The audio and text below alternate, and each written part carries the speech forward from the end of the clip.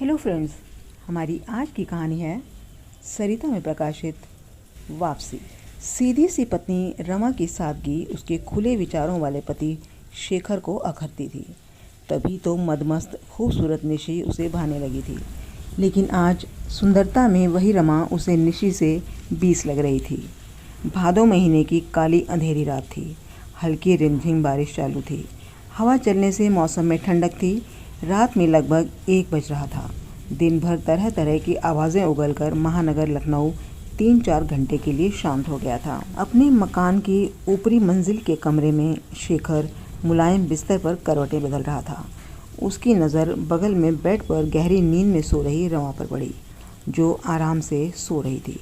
घड़ी पर नज़र डालते हुए शेखर मन ही मन बड़बड़ाया। 4 घंटे बाद रमा के जीवन में कितना बड़ा तूफान आने वाला है, जिससे वह बेचारी अनजान है। यह तूफान तो रमा के घरेलू जीवन को ही उजाड़ देगा और वह पूरी ज़िंदगी उसी के भंवर में डूबती उतरती रहेगी। दुनिया कहाँ से कहाँ पहुँच गई और रमा पुराने विचारों पर ही भरोसा रखती है। समय के साथ ताल मिलाकर चलना सीखा होता तो आज उसे छोड़ने का यह समय तो ना आता। शेखर उस अंधेरे में देखते हुए सोच रहा था, 3 घंटे बाद 4 बजेंगे।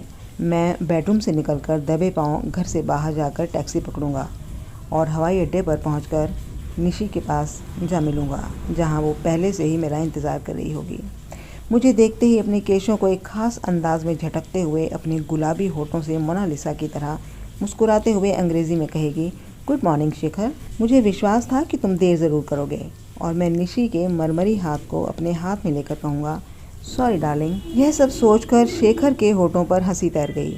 उसकी आंखों के सामने ऑफिस की कंप्यूटर ऑपरेटर निशी तैर गई। एक बहुराष्ट्रीय कंपनी में एग्जीक्यूटिव के रूप में काम करने वाले खुले विचारों के शेखर को रमा की सादगी अखरती थी। रमा पतिपरायण पत्नी थी, पति के अस्तित्व में अपने अस्तित्व को देखने वाली पत्नी, जो आज के समय में मिलना मुश्किल है। पर शेखर रमा की सादगी से काफ़ी नाखुश था। शेखर को अक्सर लगता कि रमा उस जैसे कामयाब आदमी के लायक नहीं है। गांव की सीधी, सरल और संस्कारी लड़की से शादी करके उसने बहुत बड़ी भूल की है। फैशन परस्ती भी कोई चीज़ होती है। रमा फिर भी शेखर की चाहत पूरी करने वाली आधुनिका नहीं बन सकी। शेखर उंगली रखकर रमा का दोष बता सके, इस तरह का नहीं था। रमा अपने काम, पति के प्रति वफादारी और चरित्र की कसौटी पर एकदम खरी उतरती थी।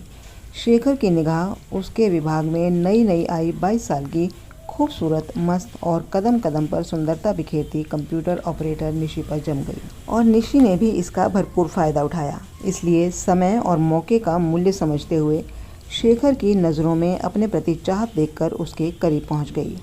निशी के साथ रहने के कारण शेखर घर देर से पहुंचने लगा। रमा ने इस बारे में कभी शेखर से पूछा भी नहीं कि इतनी देर तक वह कहाँ रहता है। उल्टे शेखर से प्रेम से पूछती, लगता है आजकल ऑफिस में काम बढ़ गया है जो इतनी देर हो जाती है।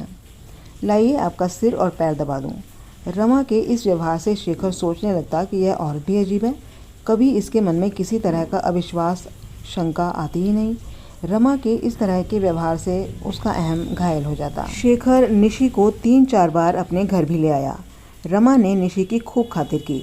शेखर ने सोचा था कि रमा निशी से उसके संबंध के बारे में पूछताछ करेगी, मगर उसकी यह धारणा भी गलत निकली। निशी अपनी मुस्कान से, अदाओं से और बातों से शेखर का मन बहलाने लगी। शेखर ने उसकी नौकरी साल भर में ही पक्की करवा दी और वेतन भी लगभग 3 गुना करवा दिया।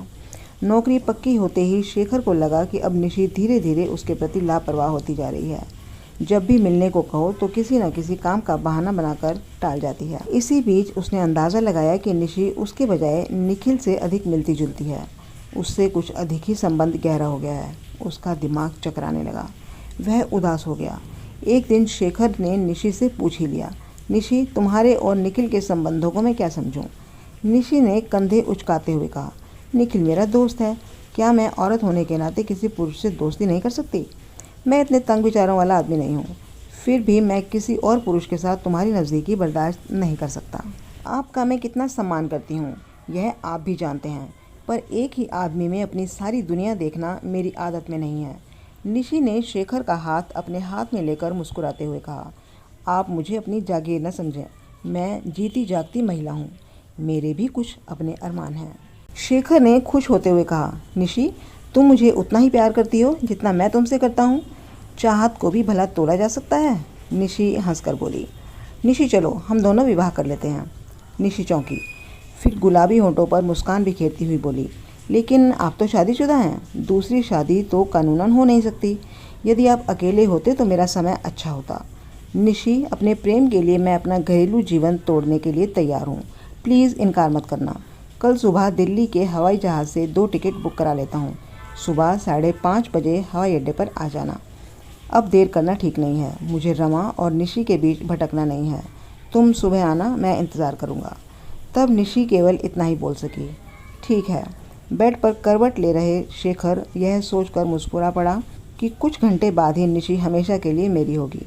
शेखर ने घड़ी में समय देखा, 2:30 बज रहे थे। तभी फ़ोन की घंटी बज उठी। निशी का ही होगा। मैं भूल न जाऊं, यह याद दिलाने के लिए ही उसने फ़ोन किया होगा। सचमुच निशी कितनी अच्छी है, एकदम सच्चा प्रेम करती है मुझसे। शेखर ने धीरे से उठकर फ़ोन का रिसीवर उठा लिया। हेलो, मैं शेखर बोल रहा हूँ। शेखर, मैं निशी बोल रही हूँ। मैं पहले ही जान गया था कि तुम्हारा ही फ़ोन होगा। इतनी उतावली क्यों हो रही हो? मैं भूला नहीं हूँ। एक एक पल गिन रहा हूँ। नींद नहीं आ रही क्या? ऐसी बात नहीं है। दरअसल कल आपकी हालत देखकर मैं संकोचवश कुछ कह नहीं सकी। काफ़ी सोचने के बाद मुझे लगा कि एक शादीशुदा पुरुष की रखैल बदलने के बदले निखिल की पत्नी बन जाना मेरे और तुम्हारे दोनों के लिए अच्छा होगा। निखिल से विवाह करके उसकी पत्नी के रूप में मैं समाज में प्रतिष्ठा भी पाऊंगी और रमा बहन जैसी बेकसूर औरत का संसार भी नहीं उजड़ेगा। तुम हवाई अड्डे पर जाने के लिए घर से निकलो, उससे पहले ही मैं और निखिल यह शहर छोड़ चुके होंगे। हम दोनों अभी नैनीताल जा रहे हैं, वहीं शादी करके हनीमून मनाएंगे। मुझे उम्मीद है कि तुम मुझे माफ़ कर दोगे। रमा दीदी सुंदर हैं, सुशील हैं। उन्हें प्रेम देकर उनसे प्रेम पा सकते हो। एक औरत होकर भी मैंने रमा दीदी के साथ बहुत अन्याय किया है। अब इससे अधिक अन्याय मैं नहीं कर सकती। बात मेरी समझ में आ गई, भले ही थोड़ी देर से आई है, लेकिन अब मैं प्रेम के अंधेरे रास्ते पर नहीं चलना चाहती। अब आप मेरा इंतज़ार मत कीजिएगा। फ़ोन कट गया। शेखर का दिमाग चकराने लगा। उसे लगा वह रो पड़ेगा। लड़खड़ाते हुए बालकनी में आया। संभाल कर रखे जहाज़ के 2 टिकटों को फाड़कर हवा में उछाल दिया। उसके बाद आकर कमरे में लेट गया। उसकी नज़र बगल में बेखबर सो रही रमा पर पड़ी। शेखर आंख बंद कर रमा और निशी की आपस में तुलना करने लगा। 4 बजे का अलार्म बजा। रमा ने आंख बंद करके लेटे शेखर को झकझोरा। उठो, 4 बज गए हैं। दिल्ली नहीं जाना क्या? तुम जल्दी से तैयार हो जाओ, मैं चाय बनाकर ला रही हूँ। शेखर रमा को ताकने लगा। उसे लगा कि उसने आज तक रमा को प्रेम भरी नज़रों से देखा ही नहीं था। वाकई सीधी सादी होने के बावजूद रमा निशी से सुंदरता में 20 ही है। सादगी का भी अलग सौंदर्य होता है। इस तरह क्या देख रहे हो? क्या आज से पहले मुझे नहीं देखा? चलो जल्दी तैयार हो जाओ, देर हो रही है। शेखर ने रमा को बाहों में बांध लिया और बोला, रमा अब मैं दिल्ली नहीं जाऊंगा। रमा ने शेखर का यह व्यवहार सालों बाद अनुभव किया था।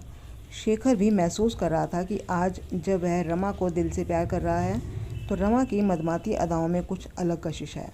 बीता वक्त लौट तो नहीं सकता, लेकिन उसे संवारा जरूर जा सकता था। तो दोस्तों, कैसी लगी ये कहानी? उम्मीद है पसंद आई होगी। ऐसी ही और अधिक कहानियों के लिए चैनल को सब्सक्राइब करना ना भूलें। Thank you.